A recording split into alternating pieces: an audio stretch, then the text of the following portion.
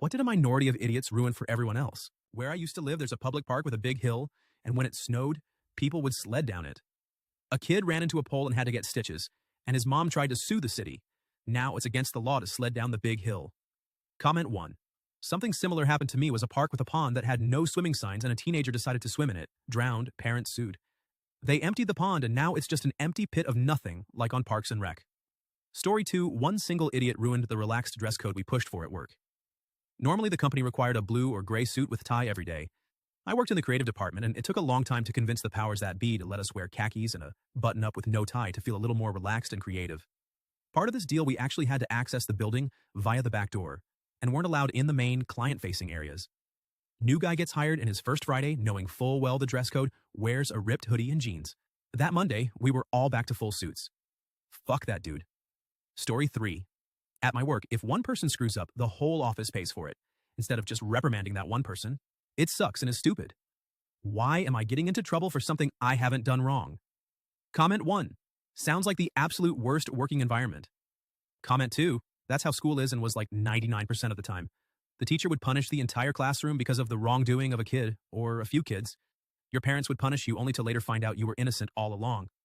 After that, you did not even get an apology from parents or teachers. If you protest, you are told, oh well. If you kept on protesting, you would get punished even further. I believe that when an entire group is punished, it is because the teacher or boss doesn't know who did it. By punishing the entire group, they get the real culprits along with everyone else. Story 3. Living in close quarters or using public spaces.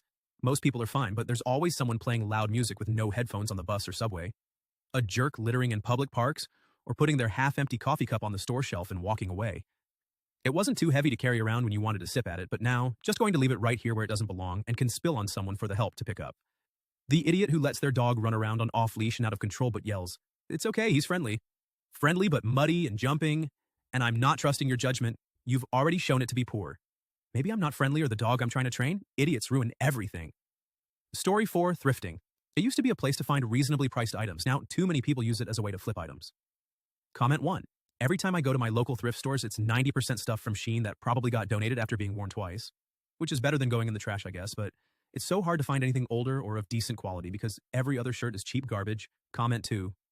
The stores near me actually take the good items and sell them on their own websites for profit and leave the Shein, ripped, and disgusting, or obscure brands in store.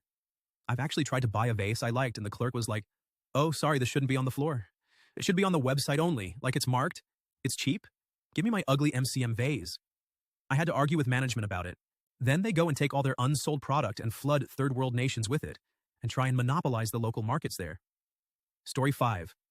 In Sweden, some idiot family let their young daughter play freely in a graveyard, including climbing very old ones, one of which fell and killed her.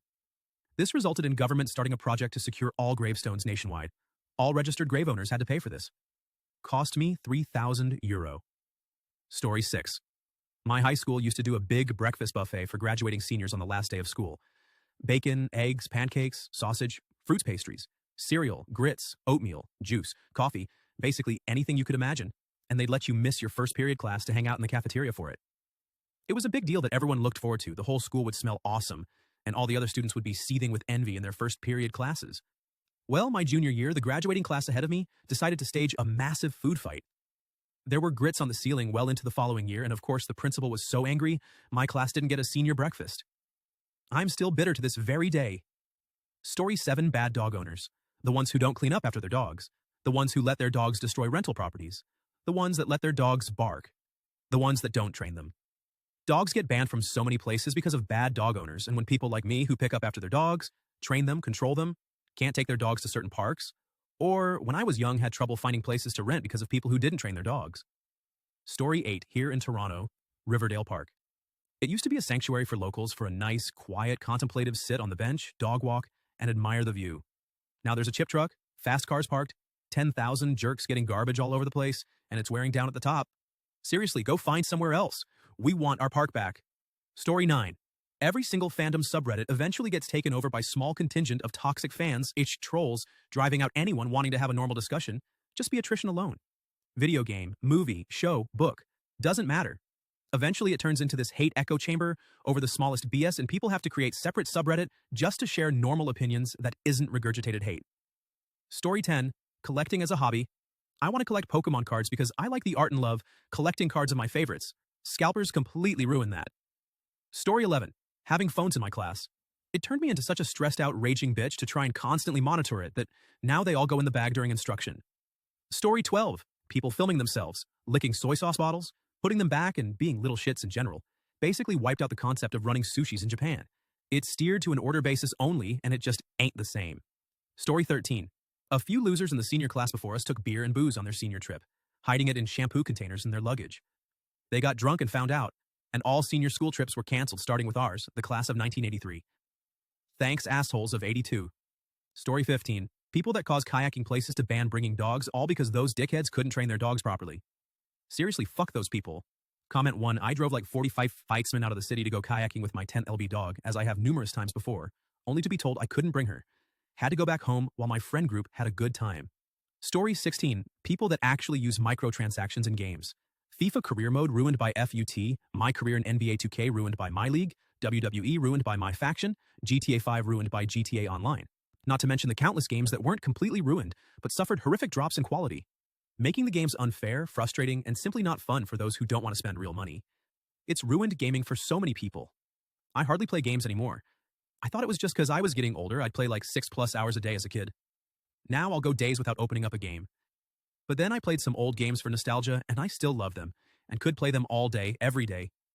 Game quality has just fallen off a cliff. Indie games are currently the backbone of the industry. They're the only ones made with any passion. I know this isn't as important as many of the other comments here, but I hadn't seen anyone mention this, and I didn't want to just regurgitate what 100 other people have already said. Story 17. Years ago, Long John Silver's would donate their excess food to a local shelter. One idiot tried to get rich by suing the chain, saying the donated food was tampered with, even alleging it was purposeful to kill the homeless population. The case went nowhere, but it made all the local restaurants hesitant to donate, and now none of them donate any food at all. Story 18. In the town where I grew up, there was an epic playground that was made of wood. Quality craftsmanship and a lot of thought went into crafting it. My dad and his carpenter friend were in the paper in a story about the building of it. 15 years later, some Karen's idiot son broke his arm falling from part of the structure. She created a petition which led to the playground being dismantled. They put up a multicolored metal payus in its place. Didn't solve anything and broke a lot of people's hearts. Story 19. As someone who's been casually collecting Pokemon cards since he was like 12 years old and still likes to grab a few packs for himself whenever a new set comes out, the friggin' scalpers, man. Every few years they crawl out of their slimy basements and make it their mission to spend a few months repeatedly clearing out the trading card racks of every retail store before anyone else can get anything. I've personally seen groups of them following the merchandisers around to different stores in an area just so they can immediately scoop up all the fancy promo boxes and stuff, mere seconds after they were put on the shelf. Story 20. When I was about 12, a coding teacher would host a coding club for anyone interested at a local library. My first few months at the club were actually quite enjoyable. I learned a lot about computers and started to work on a few games of my own.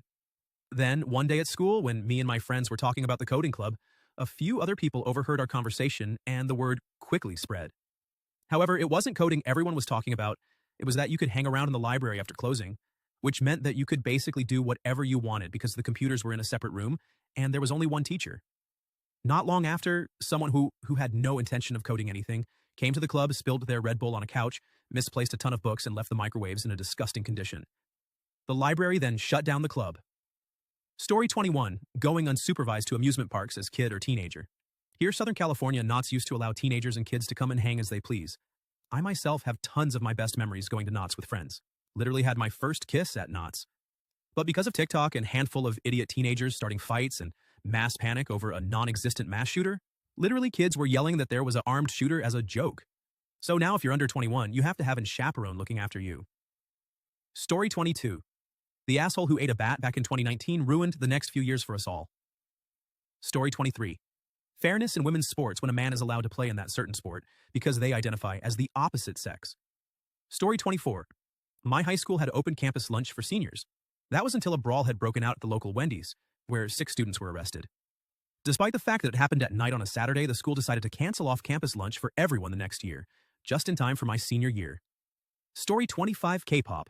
It's a genre of music people are eventually attracted to and enjoy it if they like it. Instead, the fans of individual K-pop groups fight with other fans for no reason and trend random stuff relating to their favorite group on X.